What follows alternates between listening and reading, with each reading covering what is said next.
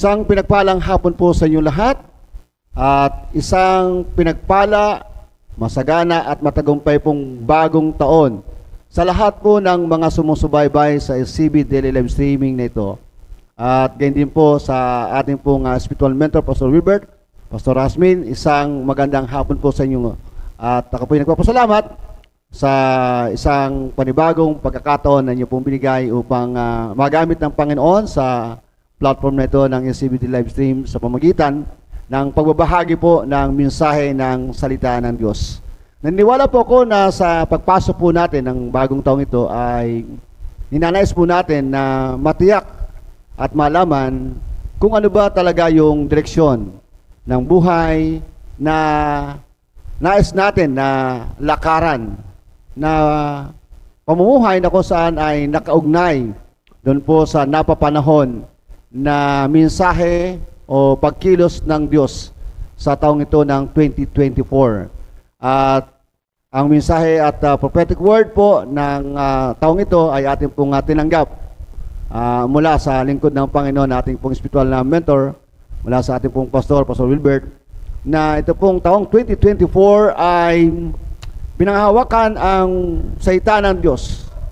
The year 2024 is the Kingdom Acceleration. So sa ating pong pagtitiwala sa Diyos, paniniwala sa Kanya pong salita, anuman ang ating pinapaniwalaan, ayon po sa salita ng Diyos, ito ang siyang mangyayari sa ating pong buhay. At sa pagpasok po ng bagong taon o ng isang panibagong panahon, napakahalaga ng ating pong paghahanda upang makapasok tayo sa pamumuhay na nararapat dito sa panibagong panahon na ipinagkaloob po ng Diyos sa atin. Kaya sa hapon pong ito ay nais ko pong dalhin sa inyo ang mensahe na pinamagatang The Essential Action for the New Season. The Essential Action for the New Season. So ito po ay ating pong kinuha sa salita ng Diyos mula po sa aklat ng Ecclesiastes chapter 3 verse 1. So ganito po ang sinasabi, to everything there is a season, a time for every purpose under heaven.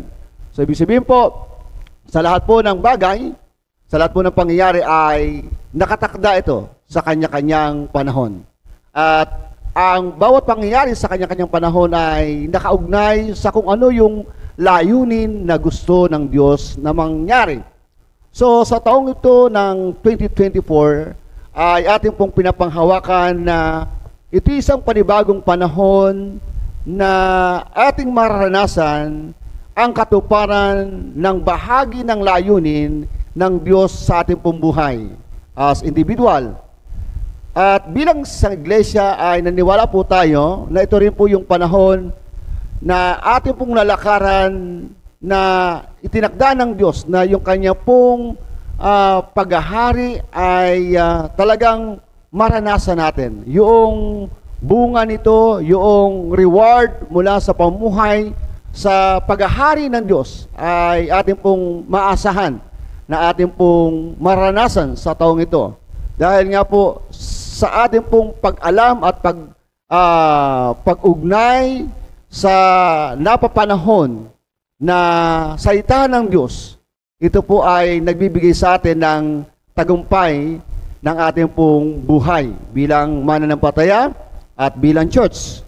At kung ang isang pangyayari po ay nagaganap sa kanyang panahong itinakda, ang lahat ng ito ay nagiging maganda ang pinakabunga o resulta. Yan po ang sinabi ng ating pong susog na passage from Ecclesiastes chapter 3 verse 11. Dito pa rin po tayo sa Ecclesiastes chapter 3 verse 11. So ganito po ang sabi, He has made everything beautiful in its time.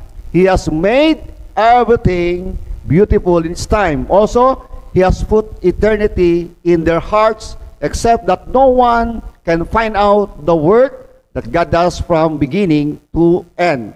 So, kaya po sa bawat panahon na ibinigay o itinakda ng Diyos sa isang pangyayari, at dito po tayo nakapaloob yung pong ating uri ng takbo ng buhay, so nagiging maganda ang resulta. So ito po ay ating malalaman, ating pong maunawaan sapagkat ang Diyos po, ang sabi ito ay naglagay siya sa ating puso noong pong durations ng panahon na walang iba kundi yung panahon po niya na walang hanggan. Ito po daw po ay inilagay sa ating pong puso. So ano po yung pinaka-purpose nito? So sa bawat pangyayari po dito sa lupa, meron po kanya-kanyang nakatakdang panahon. Bagamat ang Diyos po ay hindi siya natatalian, hindi siya nakapaloob sa panahon. So para po sa ikabubuti at sa kapakanan po ng tao, ang Diyos ay nagtakda dito sa lupa ng bawat panahon. Panahon na kung saan ay uugnay sa katuparan nung kanya pong layunin na gusto niyang matupad sa buhay ng kanyang mga anak o ng church.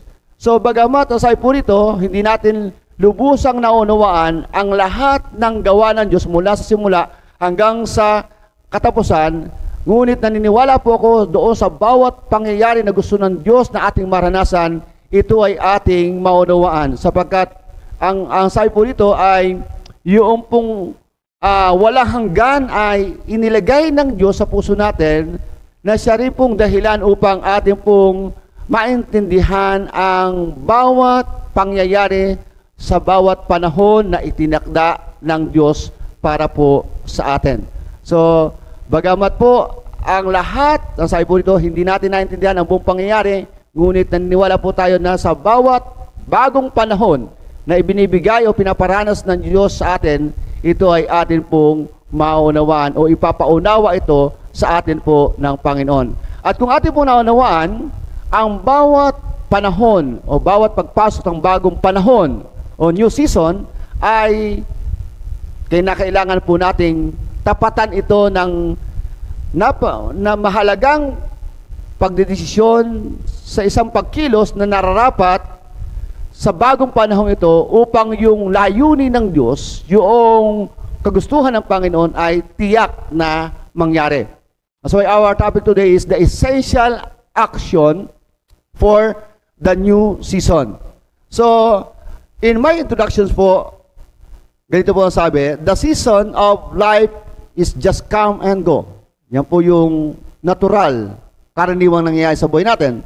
So, if you want to be ahead, you must change before its season happen. So, yun po ang kailangan natin gawin. Kung gusto natin na maging ahead o mauna tayo doon sa panahong darating, so, kinakailangan paghandaan na natin ito bago dumating. So, ano po yung paghanda? Kinakailangan po ng pagbabago na atin pong gawin. So, wala po yung pagkakaiba. Ano po sa panahon na naranasan po ng isang bansa. So, tulad po ng bansa na mayroong tag-init o tag-lamig. So, ito po ay mga pagpapalit ng panahon na kinakailangang paghandaan ng tao. So sa panahon po ng pagdating ng taglamig, so kinakailangang paghandaan siya sa pamamagitan po nung kasuotan. So sa panahon ng taglamig, so kinakailangan ay yung makakapal na damit o jacket ang kinakailangan mong ihanda. So sa panahon naman ng tag-init, so kinakailangan yung presko, yung manipis na damit o na presko ka, o kung lalaki, sando.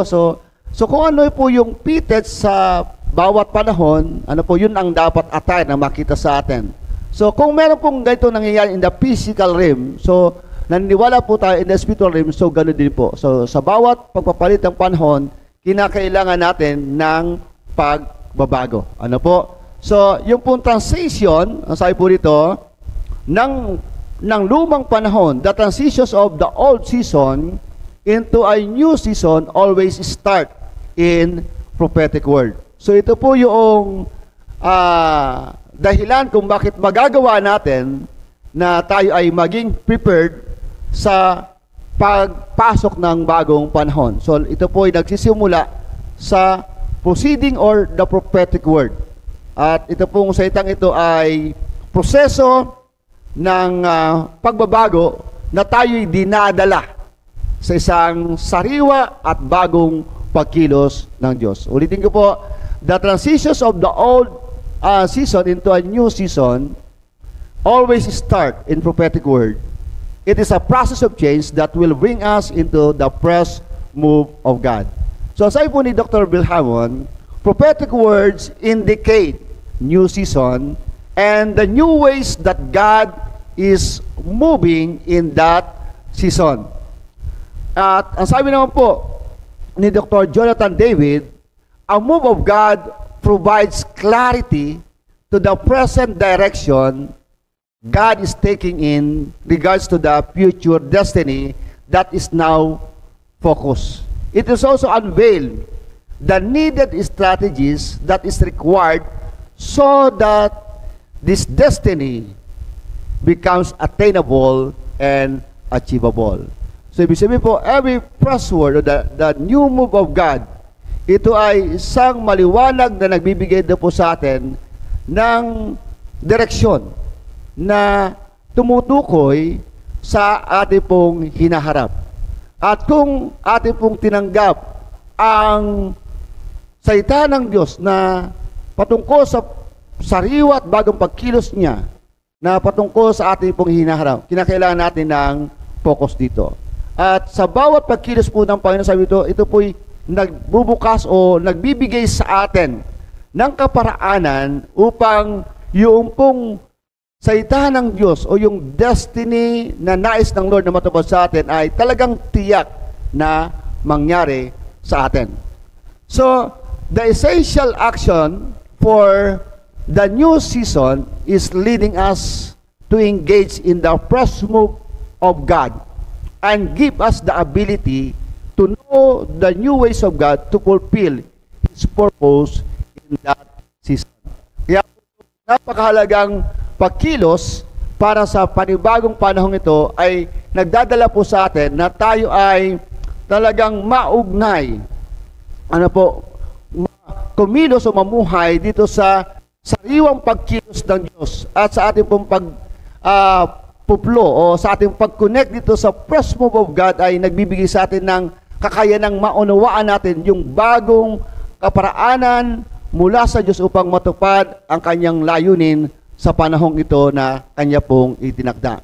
So ngayon, ano ba talaga yung mga mahalagang pagkilos para sa panibagong panahong ito na magko-connect sa atin sa fresh move of God?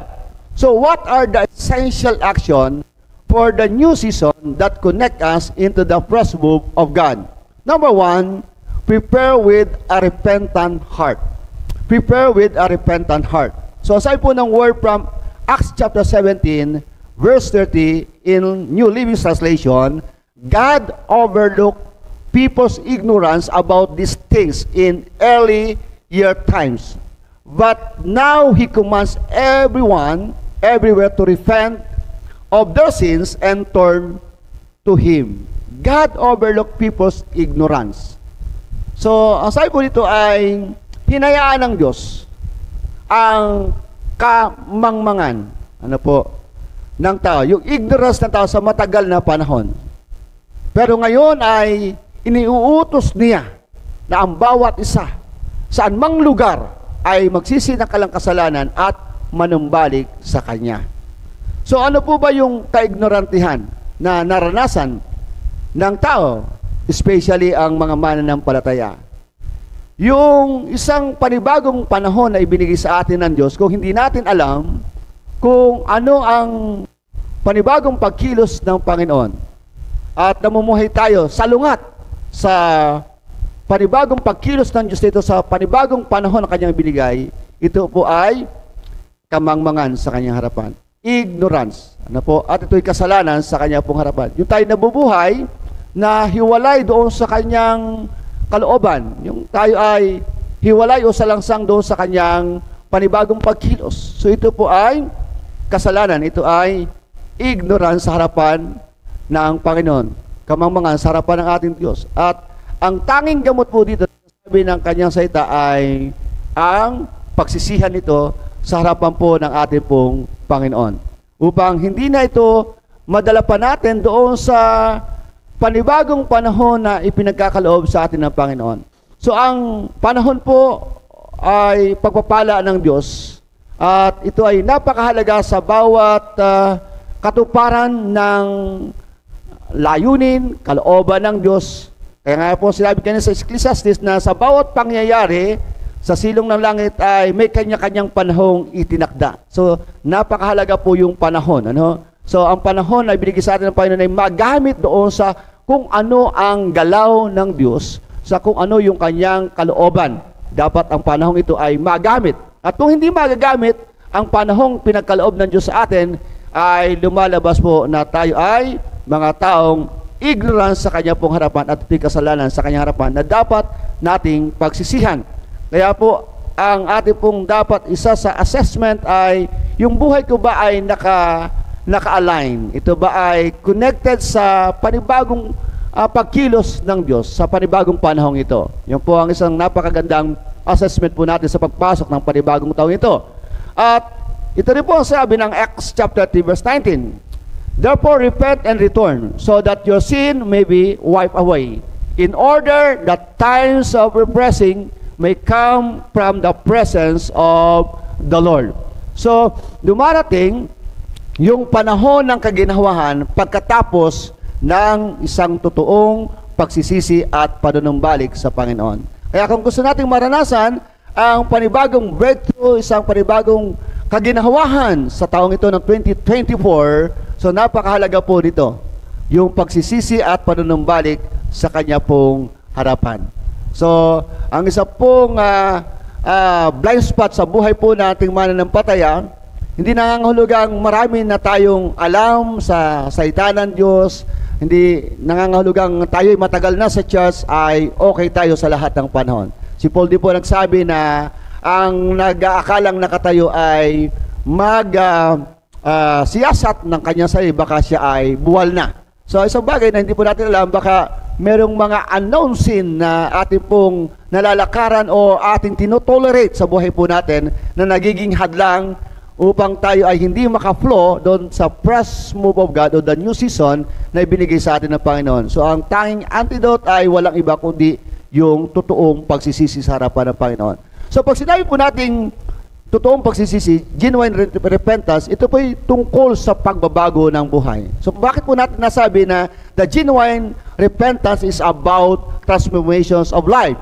Dahil po, ang pagsisisi ay hindi lamang yung pagpapahayag ng kasalanan. Repentance is not only the aspect of the confessions of sin. Repentance is turning away from the things and action that displeasing to God. Repentance is choosing a lifestyle that honors and pleases Him. Kaya pag sinabi po natin repentance sa ating po matatagal na mga mananampataya, ito po yung another degree na ating pong tinitingnan tungkol sa pagsisisi. Ang pagsisisi ay kung merong pagbabago sa buhay mo. Kung merong pagbabago sa buhay natin. Dahil dito po ay pinahayagan na ang pagsisisi po ay isa sa napakahalagang ingredients or action na dapat nating gawin upang tayo ay makapasok o makakonect sa panibagong panahon sa isang panibagong pagkilos ng Diyos. Ano po? Dahil nga po, ang pagsisisi ay isa sa pangunahin na requirements or actions na tinitingnan ng Diyos sa atin. Kumbaga, sa pagpasok po ng bagong taong ito ay wala na tayong mga excess baggage, na dala-dala. Na ano man po yung mga bagay na alam nating hindrances sa ating relationship, sa ating paglilingkod sa Panginoon, sa ating journey sa Panginoon. So, dapat ay talagang as in na meron pong nangyaring transformation sa buhay po natin. So, sa simula po at pagpasimula, upang makapasok tayo sa panibagong panahon ito ay ang pagsisisi ay kinakailangan. Ano po? Dahil ang pagsisisi ay tungkol sa pagbabago ng buhay. Another definition of repentance, repentance from sin will help us to meet God and fulfill His requirements that lead us to a new season of our life. Ulitin ko po. Repentance from sin will help us to meet God and fulfill His requirements that lead us to a new season of our lives. Ang sabi po ng Proverbs 28 verse 13, He who covers his sin will not prosper, but whoever confesses and forsake them will have mercy. At ang totoo naman po, hindi natin pwedeng takpan, sa harapan ng Diyos ang kasalanan. Mas matindi po ang CCTV, na camera ng Diyos. Walang iba kundi yung kanyang mata, na walang pwedeng ikubli, walang pwedeng itago. Bagamat ang tao ay pretend or kanyang sinusubukan na kanyang takpan ang kanyang kasalanan. Pero wala pong ibang dihado dito, walang ibang higit na epektado dito, kundi yung sarili ng isang taong nagtatakip o nananatiling mamuhay doon sa kanyang kasalanan. At ang sabi po ng salita ng Diyos, kailanman ang tao mananampalataya na nagtatakip ng kanyang kasalanan, hindi makakaranas ng kaginhawahan. At ang kalayaan, ang breakthrough, kailan po mangyayari? Sa kanyang pagpapahayag at pagtalikod sa kasalanan ito at sa disyong ito na nakita ng Panginoon. Dito ay pinagkakaloob ng Panginoon ang pagpapala ng kanyang kahabagan o ng kanyang kapatawaran. So ganito rin po sinabi ng Isaiah chapter 1 verse 8-20. Come now, let us reason together. So si Lord open po sa kanya pong mga anak, sa mga tao, sa kung ano man yung issue natin sa buhay, ano man yung ating inaccuracy, ano man yung ating mga shortcoming, ano man ang ating weaknesses, gusto ni Lord na ating dalhin sa kanyang harapan. Ating pong pag-usapan, ang sabi ng Lord dito. So though your sin are like scarlet, they shall be as white as snow. So ganyan po magpatawad ng Panginoon. Sa kanyang pagpatawad, ganun man daw po ka itim o ganun man kapula yung ating kasalanan, kaya tayo paputiin ng Panginoon tulad ng snow. So though they are red like crimson, so they shall be as wool. If you are willing, amen. So another season a new season ng buhay ng isang tao nagsisi sa harapan ng Panginoon. If you are willing and obedient, you shall eat the good of the land.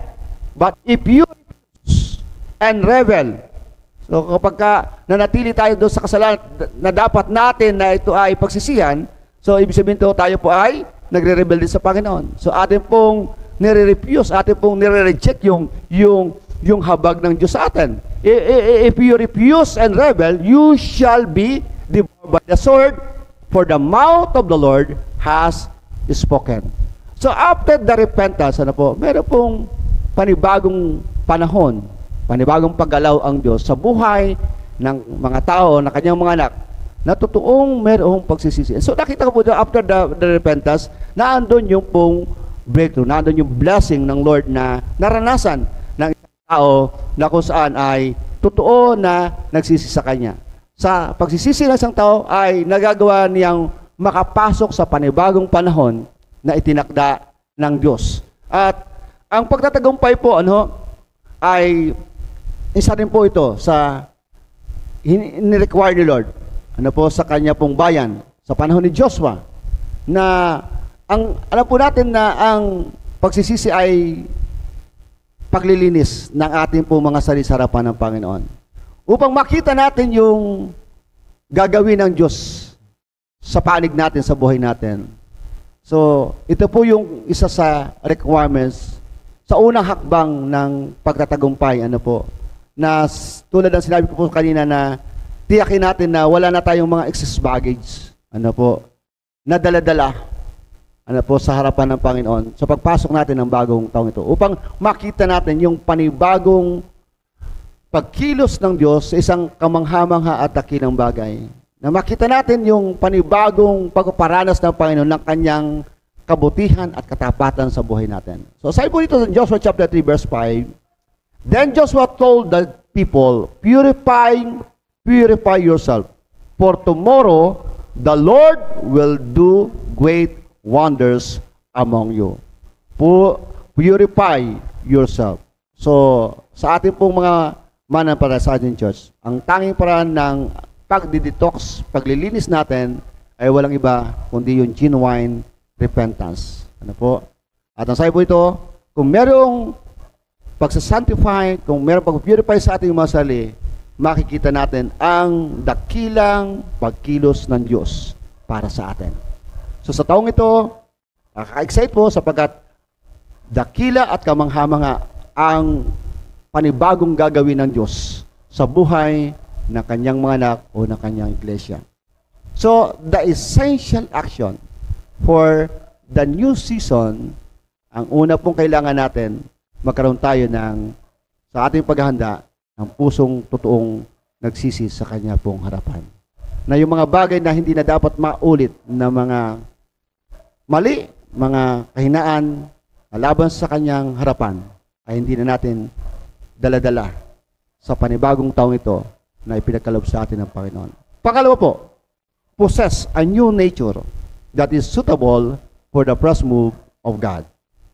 Possess a new nature that is suitable for the first move of God. So ganito po ang sabi sa Ezekiel chapter 36 verses 25 to 30.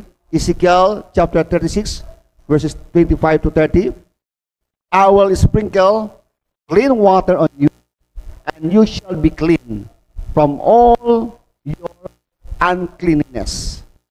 And from all your idols I will cleanse you, and I will give you a new heart, and a new spirit I will put within you.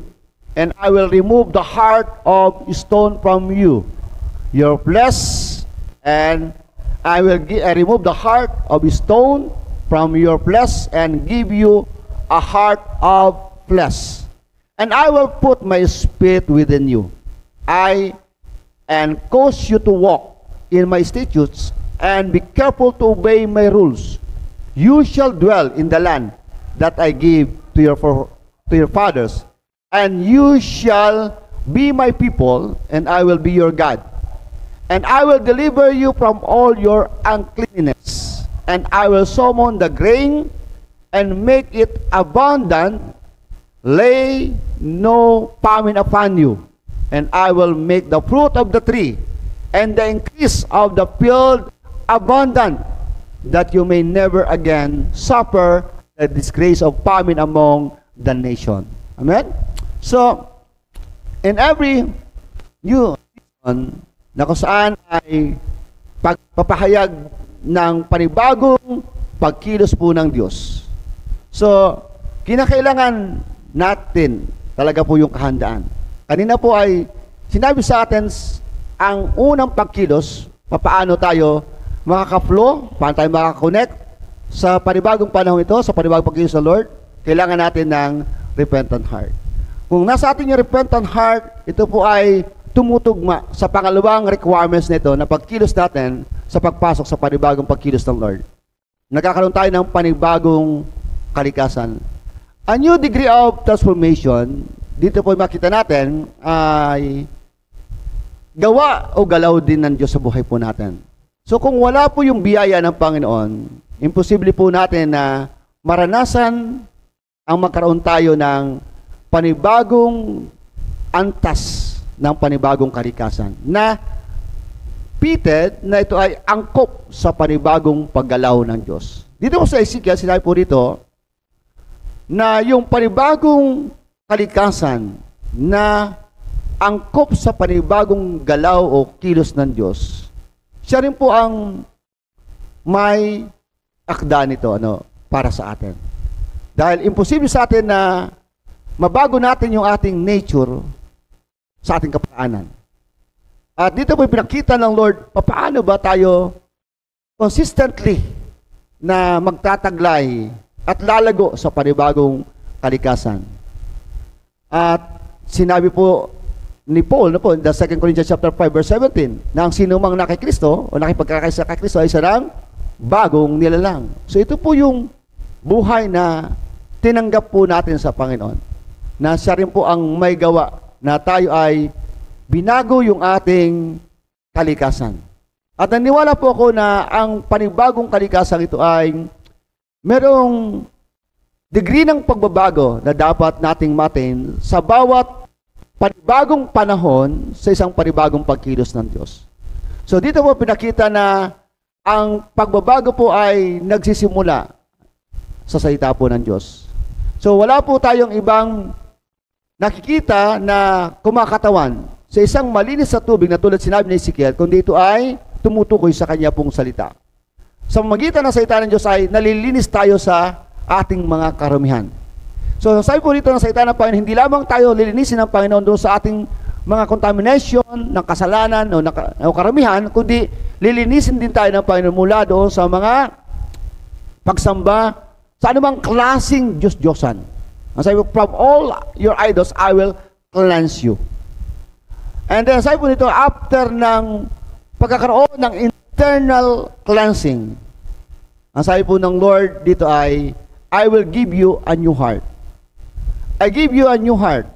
So ano ba talaga po yung taglay na uri ng puso ng tao? Ang sabi po dito ay, yung pusong bato ay papalitan ko ng pusong laman. So pag sinabi po natin pusong laman, ay ito yung madaling makinig sa salita ng Diyos, madaling sumunod sa Diyos. Tumatanggap ng salita ng Diyos. Nakakaunawa sa Diyos o sa salita ng Diyos. Kaya sabi dito na salita ng Panginoon, I will give you a new heart. Hindi lamang bagong puso, kundi bagong espiritu. A new spirit I will put within you. So dito po ay as in, ay ginagawa tayong talagang totally na bago sa kanya pong harapan. At hindi po nagtapos dito yung pagkilos ng Panginoon. So sabi nga po dito, I will remove the heart of stone from your flesh and give you a heart of flesh. And then I will put my spirit within you. So ito po yung nagsisil ng bagong buhay, ng panibagong kalikasan sa buhay natin, ang pananahan ng Espiritu ng Diyos sa atin. So sa pagkakaroon po ng isang brand new na buhay, a new nature, ano po yung mga pumapaloob dito? A new heart, a new spirit, amen? A heart of flesh, at sabi po ito, and I will put my spirit within you. So ito po yung nagsasara, ito yung nagsasarado, kumbaga, nagpapatibay na talagang taglay natin yung bagong kalikasan, ang pananahan ng Espiritu ng Diyos. At ngayon, sa pananahan po ng Espiritu ng Diyos, taglay natin ng new nature, amen?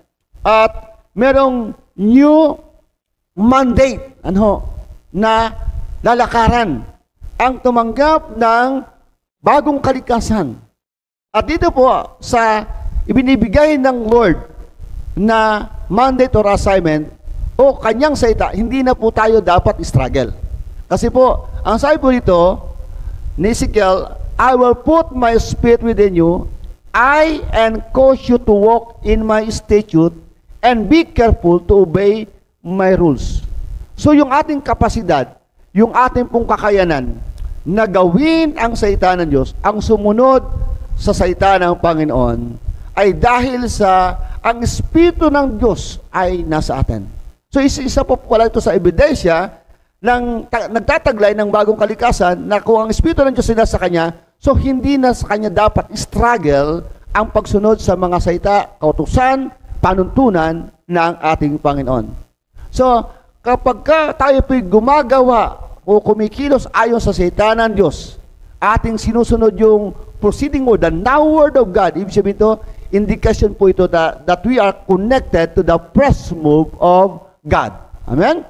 So, sabi ito, you shall dwell in the land. So, another breakthrough, a new blessing. Makita po natin dito, yung katuparan ng promises ng Lord. Kaya po, sabi ng Acts, after ng repentance, pong sunod na panahong maranasan ng taong ito o ng church? Kaginhawahan. Amen? Breakthrough in the material things. Isa po itong pinakikita rito ng Lord. O financial breakthrough. Ang sabi doon, you shall dwell in the land that I give to your fathers, and you shall be my people, and I will be your God. And I will deliver you from all uncleanness, and I will summon the grain, and make it abundant, and lay no famine upon you. So, aside po sa declaration ni Dr. Jonathan David, this year 2024 is a special year of abundance.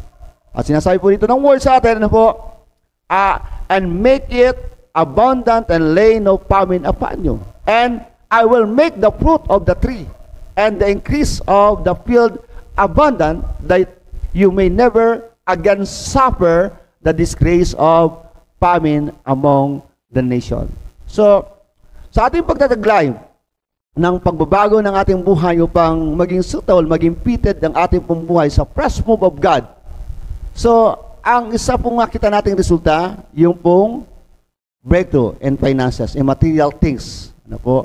So, new nature, praise God, new assignment, a new degree of blessing, favor of God, ano po, na kanya pong ibinibigay sa mga anak niya na namumuhay o nakapaloob sa panibagong paggalaw ng Diyos. So, sabi po ni Dr. Tondi Bakari, God is more interested in my changing than He interested in blessing me. Because once I change, the blessing will flow. Kaya po si Lord, after unang-una sa pagbabago natin, upang maging mabuti tayong katiwala, upang magkaroon tayo ng kapasidad na may handle na mabuti yung pagpapala. Kaya kinakailangan mo nang baguhin sa buhay natin. So the internal cleansing na ginawa ni Lord, ang ibig sabihin po niyan ay process yan ng Lord upang taglayin natin yung panibagong kalikasan. At ang tanging bagong kalikasan ito ang siyang magiging instrumento o magdadala o magpapahayag ng panibagong galaw ng Diyos.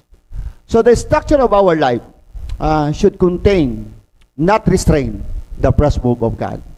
The structure of our life should contain, not restrain, the fresh move of God. So ito po yung sabi sa Luke chapter 5, verse 36 to 39. Luke chapter 5, verse 36 to 39. He also told them a parable. No one tears a piece from a new garment and put it on the old garment. If he does, he will tear the new, and the piece from the new will not match the old. And no one put new wine into old wineskin. If he does, the new wine will burst the skins, and it will be spilled, and the skins will be destroyed.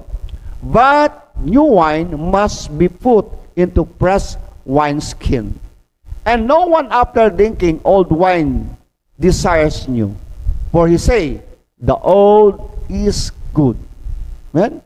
So maliwanag po sa talinghagang ito na sinabi ng Panginoon na walang tao na magtatahi ng bagong damit sa lumang damit. Sapagkat kung ito'y gagawin, ay mapupunit ang bagong damit o yung lumang damit.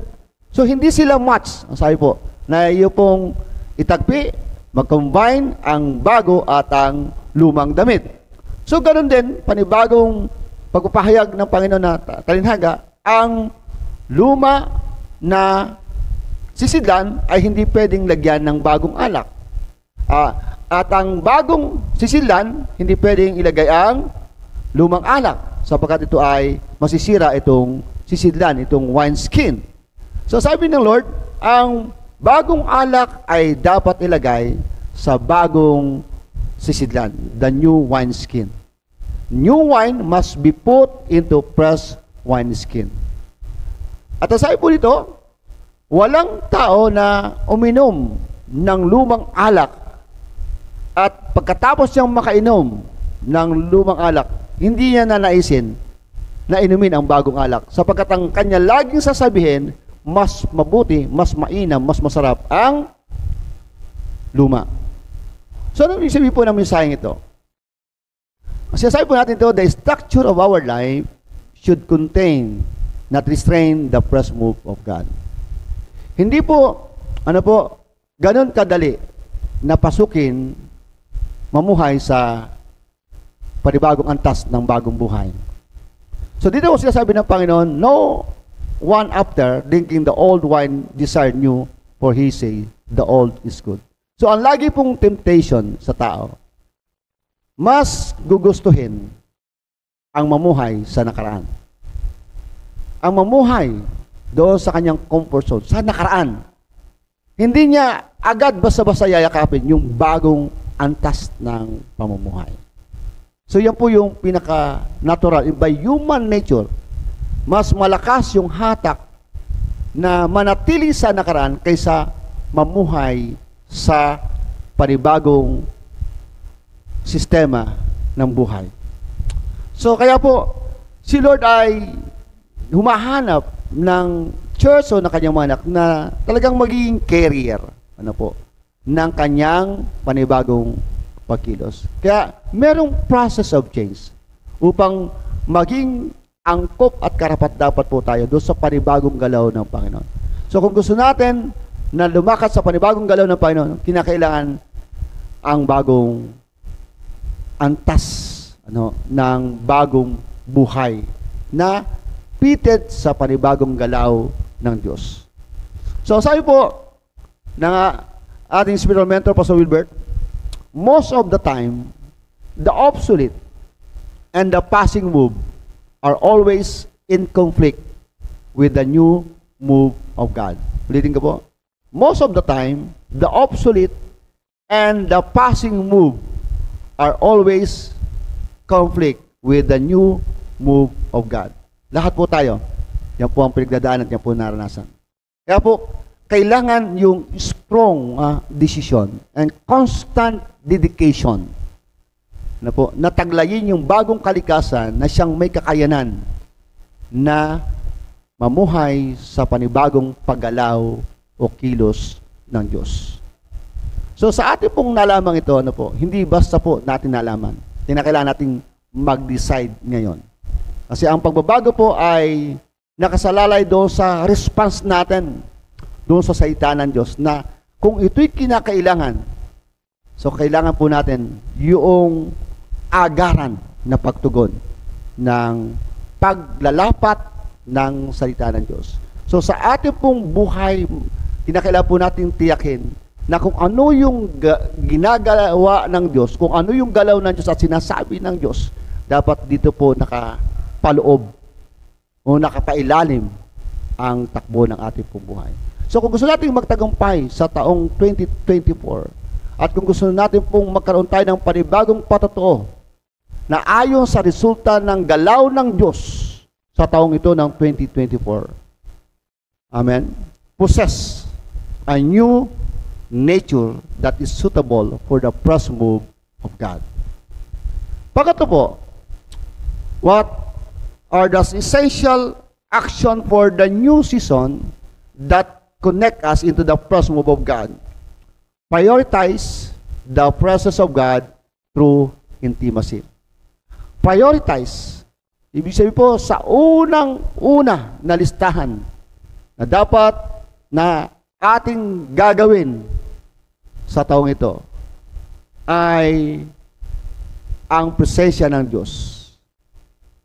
Ang siyang ating pinaka-perfect na environment o kasama natin ang presensya ng Diyos sa magitan ng ating pagkakaroon ng malapit na ugnayan o relasyon sa Kanya.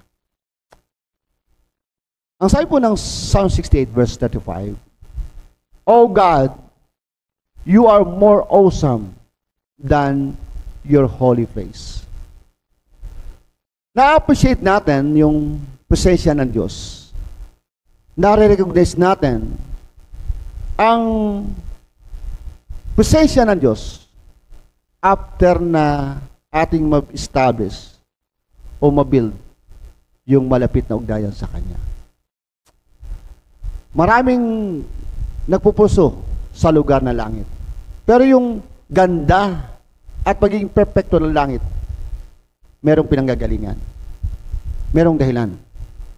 Walang iba kundi yung ating Diyos, ating Ama na makapangyarihan sa lahat. Through intimate relationship with God, dito po natin lubos na nakikita, naunawaan kung ano ba talaga yung presensya ng Diyos. Kaya sabi po dito sa Salmista, O God, you are more awesome than your holy places. The God of Israel is He who gives strength and power to His people. Blessed be God. So siya yung nagbibigay sa atin ng lakas ng kapangyarihan. So in the presence of God, dito po natin naranasan, yung talagang a total freedom, joy, amen, So, ibig sabihin, strength. So, ito po yung mga bunga, no, ng ating encounter o pananahan sa presensya ng Panginoon. Kaya po ito yung expression, ito po yung nai-reveal ng Psalmista, Psalm 68:35, na mas pinapahalagahan niya ang Diyos kaysa doon sa kanyang tahanan, kaysa sa langit, o saan mang lugar na pwedeng manahan ng Panginoon. Mas higit na acknowledge yung Diyos na makapangyarihan sa lahat. Ito rin po sabi ng Psalms 139, verse 17 and 18 from New Living Translation. How precious are your thoughts about me, O God. They cannot be numbered. I can't even count them. They outnumber the grains of sand. And when I wake up, you are still with me. How precious are thoughts about me. So, iba na pong usapan yon, ano? Kapag ka ikaw ay lamanan ng isipan ng Panginoon. So, ibig sabihin, kapag ikaw ay lamanan ng isipan ng Panginoon, ibig sabihin, lagi kang kasama ng Panginoon. Pag sinabing laman ka ng isipan ng Panginoon, so ibig sabihin, isa ka doon sa hotspot ng kanyang attentions dito sa lupa. Ibig sabihin, ano po, isa ka doon sa may statue sa kanyang harapan. Isa ka doon sa special person sa kanyang harapan. Ibig sabihin, lagi natin siyang kasama. Dahil ang kanyang attention, ang kanyang kaisipan ay nasa atin. So kung merong Ama, kung merong Diyos na ang attentions, ang kaisipan ay laging nakapokus sa iyo, ano yung pwede mong ibalik sa Kanya? Ano yung pwede nating maging response sa kadakilan, sa kabutihan, sa pag-ibig ng Diyos dito sa atin? So, walang iba kundi ang ating pong establish yung ating pong intimate relationship sa Kanya. So, sa taon pong ito, mas higit natin na gamitin ang panahon ito na mas malapit pa tayo sa Panginoon. Ano mang ministry ang meron tayo, gaano man tayo ka-busy. Ano man po yung ating pong mga ginagawa or especially in the ministry, dapat ang lahat pong yan ay bunga ng ating pong malapit na relasyon sa Kanya. Isa po yun sa masasabi nating tiyak yung quality ng ating ministeryo o paglilingkod. Kung yan ay isa sa produkto ng ating pagiging malapit sa Kanya. Ano po? So, our perfect address at pinaka-safest place sa mundong ito, walang iba kundi yung presensya ng Panginoon. At ma-attain natin ang presensya ng Diyos nito kung tayo ay merong malapit na ugnayan sa Kanya. So, ang Diyos, ang sabi po dito ng Psalmista, walang oras, walang panahon na ang Kanyang kaisipan nakapokus sa atin. Kaya sabi dito, hindi ko mabilang itong gawa ng Diyos na pagbibigay ng Kanyang attentions para sa akin.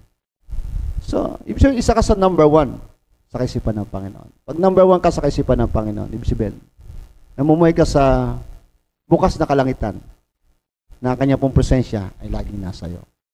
Kaya po, wala pong mataas na goal tayo sa buhay sa taong ito, kundi yung ating intimate relationship. Another level, degree ng pag-unlad, yun ang ating pong i-attain, Ito po yung higit na masabi nating success ng ating pong buhay, yung ating pong relasyon sa Panginoon. At wala tayong gagawin na hindi nakaayon sa Kanyang kalooban, sa Kanyang layon, sapagkat ang epekto po ng pagiging malapit sa Panginoon, hindi ito may tatago o may kakaila sa takbo ng ating pong pamumuhay. Tingnan po natin yung effects of our intimacy with God. The effects of our intimacy with God, the intimate relationship with God ignites our passion in God's presence and everything that is concerned Him. Ulitin ko po. The intimate relationship with God ignites our passion in God's presence. Everything that concerns Him. Ang pagkakaroon ng malapit na relasyon sa Diyos ay nagpapa-apoy ng ating masidhing mithiin sa presensya ng Diyos at sa lahat ng bagay na may kinalaman sa Kanya. May kinalaman sa kalangitan. May kinalaman sa kaharian ng Panginoon. So ito po ay magiging patotoo ng isang mananampalataya, leader o pastor man na merong malapit na ugnayan. Siya ay passionated sa presensya ng Diyos at sa lahat ng bagay na may kinalaman sa Panginoon. Another effect of our intimacy with God, the intimate relationship with God makes your heart tender and obedient to Him. The intimate relationship with God makes your heart and obedient to Him. Next, the intimate relationship with God makes you sharp and sensitive to hear His voice. Isa po yung sa napakalaki pong advantage ng buhay ng isang leader, ng isang mananampalataya ng isang church, ang kakayanan na makarinig sa tinig ng Panginoon. At hindi po yung makakaila sa anumang relationship, na nagkakaroon kayo ng pagkakapareho ng frequency or mas nadidiscern mo agad yung kanyang ibig sabihin. So, ganyan din po sa Lord. The intimate relationship with God makes you sharp and sensitive to hear His voice. Next, the intimate relationship with God keeps you into increasing measure of your spiritual stature and status. The intimate relationship with God keeps you into increasing measure of your spiritual stature and status. Ito po ang sabi ng Psalms 65 verse 4. Blessed is the one you choose and bring near to dwell in your courts. We shall be satisfied with the goodness of your house, the holiness of your temple. Blessed is the one you choose and bring near to dwell in your courts. Praise God. Yung ikaw yung ma-qualify ng Diyos na maging malapit sa Kanya. At hindi lamang maging malapit sa Kanya, kundi ang manahan sa Kanyang presensya. Praise God. Isa po ito sa nagpapahayag na ang iyong spiritual stature ay ganon ka taas. At hindi lamang spiritual stature, alam po natin na ito ay nagre-reflect sa status ng ating pong buhay. So kung ano nangyayari sa spiritual realm, in our connection, in our relationship with God, magsasalita ang physical realm, yung katayuan ng ating pong pamumuhay. We shall be satisfied with the goodness of your house, the holiness of your temple. Ang sabi po ni Dr. Tony Bakari, the greatest loss in the Garden of Eden was not dominion. The greatest loss in the garden was intimacy with God. So, ang pinakamatindi na pong nawala sa tao in the Garden of Eden, hindi yung kanyang pamamahala, yung dominion.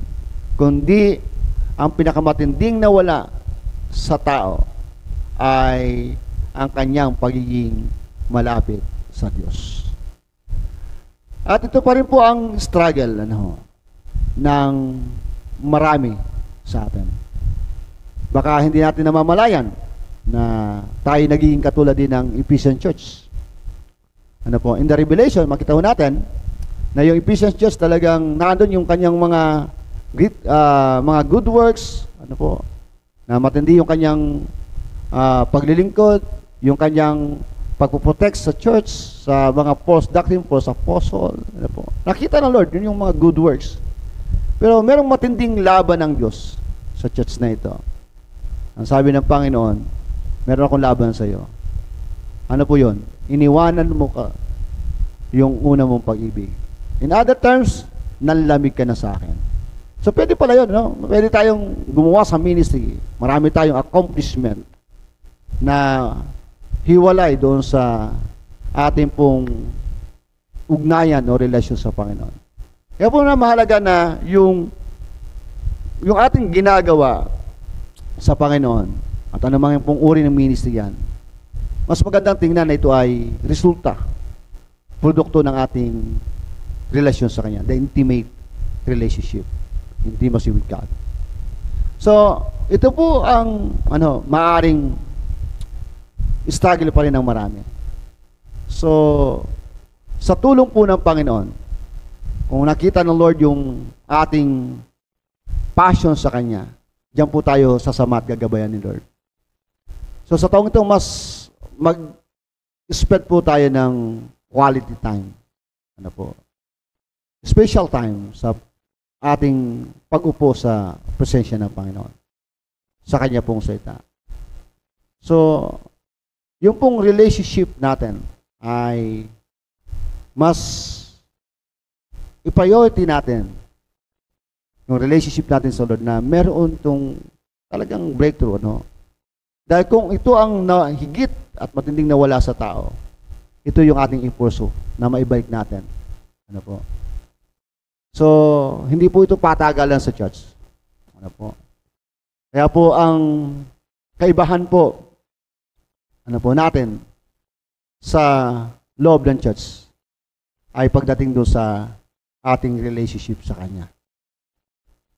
Matagal o bago pa lang sa church, ang higit pa rin pong tinitingnan ng Panginoon, paano natin pinaprioritize yung ating relationship sa Kanya. So, yung pong pagkawala ng pagiging malapit ni Eva at ni Adan sa Diyos because of disobedience, hindi pa man sila po pinapaalis sa Garden of Eden, ay malayo na sila sa Diyos. Disconnected na yung puso nila sa Diyos. Ito po sabi ng Genesis chapter 3 verse 8. And they heard the sound of the Lord God walking in the garden in the cool of the day. And Adam and his wife hide himself from the presence of the Lord God among the trees of the garden. So, ibig sabihin, yung presence ng Lord ay, bagamat ito ay spiritual, hindi nakikita. Yung presence of God ay tangible, audible. And they hear the sound of the Lord God walking in the garden in the cool of the day. So, ano response nila? Nagtago sila sa presensya ng Panginoon, sa kakahuyan, sa Garden of Eden. So, ibig sabihin, yung kanilang lifestyle, everyday, the face-to-face encounter with God, karak-karakang nabago because of their disobedience. So, ito po yung nawala sana. Kahit sila ay naandun pa sa loob ng Garden of Eden. Sino daw po lumalakad in the garden in the cool of the day? Ibig sabihin, the quality time or the perfect time ng ating encounter sa Lord. Yung sa panahon na hindi na tayo busy.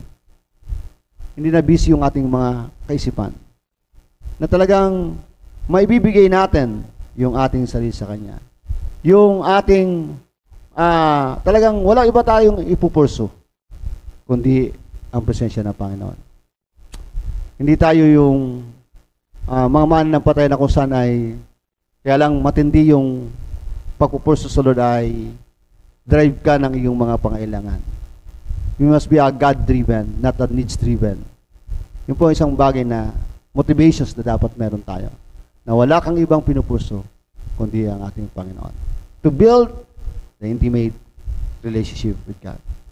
So, the third essential action for the new season that connect us into the presence of God, prioritize the presence of God through intimacy.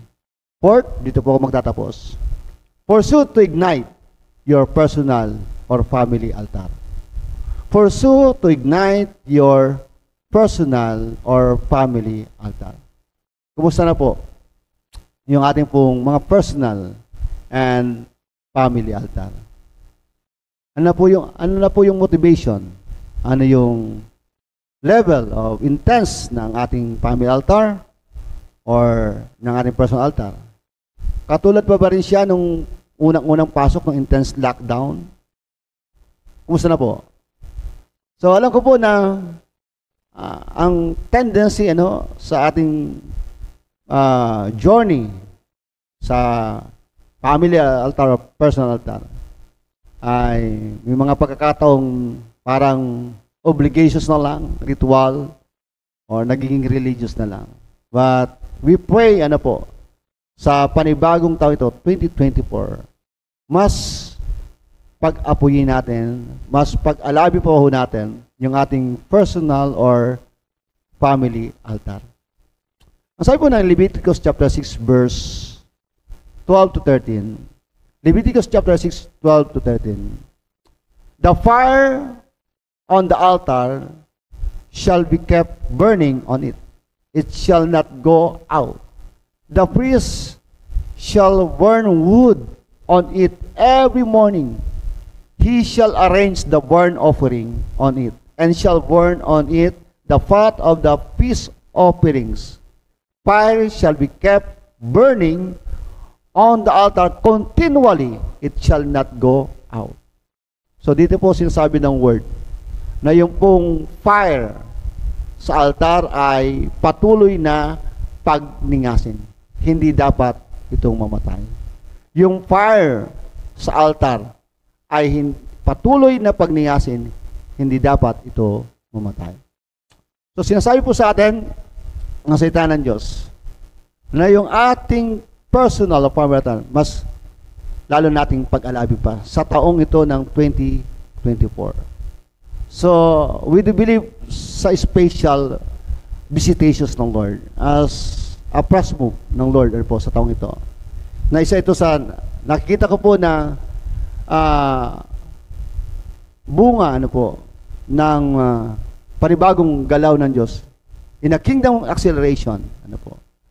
Isa ito sa harapit pa experience ng ating pong tribes na kung nakikita ni Lord na on fire ang ating mga family altar, ito rin po yung magiging dahilan ng kanyang special visitation, or isa tayo doon sa iko-qualify ni Lord na talagang bilang isang pamilya na sentro ng altar sa isang komunidad, na yung kanya pong presensya ay magiging visible ang manifestations dito sa magitan ng ating pong patutuo ng ating pong buhay. So sabi po dito, God's presence must be a conducive atmosphere of our home through personal or family altar.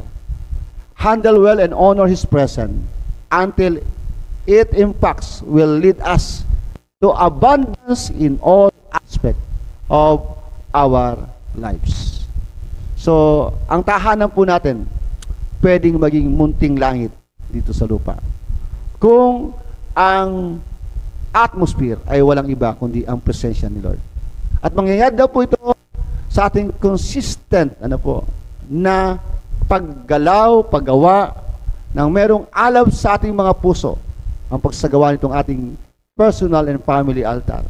So handle well and honor His presence until its impact will lead us to abundance into all aspects of our lives. Tulad po na nangyari sa sambahayan ni Obed-Edom. Ito pong sabi ng 1 Chronicles chapter 13, verse 13 to 14. He did not take the ark to be with him in the city of David. Instead, he took it aside to the house of Obed-Edom the Gittite. The ark of God remained with the family of Obed-Edom in his house for 3 months. And the Lord blessed his household and everything he had. So, alam po naman natin, in the Old Testament, the visible habitations of the presence of God is the ark of God. At ito po yung gusto ni David na dalhin the time doon sa kanyang lugar, sa city of David. Ngunit hindi nangyari kasi nga po nagkaroon ng trahedya. Namatay yung isang anak ng priest dahil doon sa maling pag-handle, pag-assess sa presensya ng Lord. At dito po, ang naging decision ni David ay dalhin, ilagay muna sa tahanan ni Obed-Edom.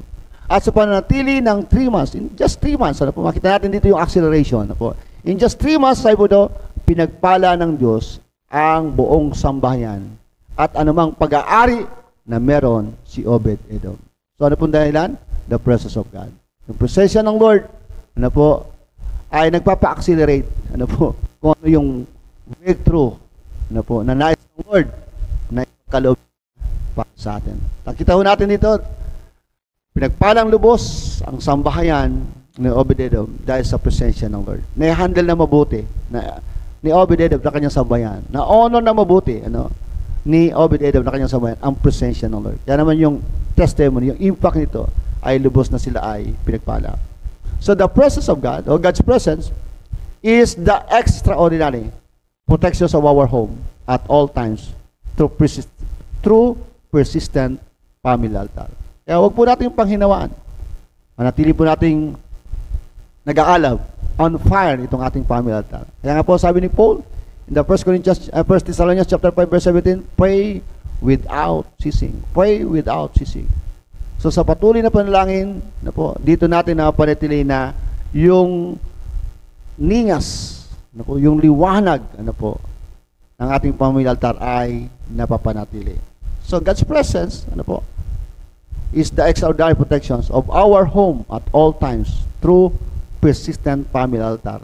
Ito po ang sabi ng word from Psalms 91 verse 1 to 2. Those who live in the shelter of the Most High will find rest in the shadow of the Almighty. This I declare about the Lord, He alone is my refuge, my place of safety. He is my God, and I trust Him. Praise God. Gusto nating maging free from any kinds of depression or stress. Manahan po tayo sa presensya ng Lord. Manahan ang presensya ng Lord sa ating sambahayan. Ang sabi po ng Psalms 91, verse 9 to 10, if you make the Lord your refuge, if you make the Most High your shelter, no evil will conquer you. No plague will come near your home. Praise God. So, our extraordinary protection ay walang iba kundi ang presensya po ng Diyos. The more na intense ano po yung ating family altar, naglilingas ang liwanag ng ating mga panalangin at pagsamba sa Lord bilang isang pamilya, ang presensya ng Diyos ay magiging visible ano po, na talagang gagawa ano po sa buhay natin na siya na ito po yung extraordinary nating protection sa lahat ng panahon, kahit sa gitna ng mga crisis at anumang mga uri ng mga kalamidad. Secure ang ating buhay, ang ating pong pamilya sa presensya ng Panginoon. Sabi po ng aking spiritual mentor, Pastor Wilbert, a family consistently praying together releases God's power and their bond grows stronger. Ulitin ko po, a family consistently praying together releases God's power and their bonds grow stronger. Hallelujah. The essential action for the new season. So what are the essential action for a new season that connects us into the first move of God? Number 1, prepare with a repentant heart. Number 2, possess a new nature that is suitable for the first move of God. Number 3, prioritize the presence of God through intimacy. 4th, pursue to ignite your personal or your family altar. Praise God. So maraming salamat po sa inyo pong pakikinig at ang dalangin ko po ang mga salita ng Diyos na ito ay nagbigay sa atin ng panibagong paglago, isang panibagong lakas, isang panibagong liwanag sa direksyon ng ating pong buhay, ating pong tatahakin sa buong taong ito ng 2024. So maraming salamat po. God bless us all.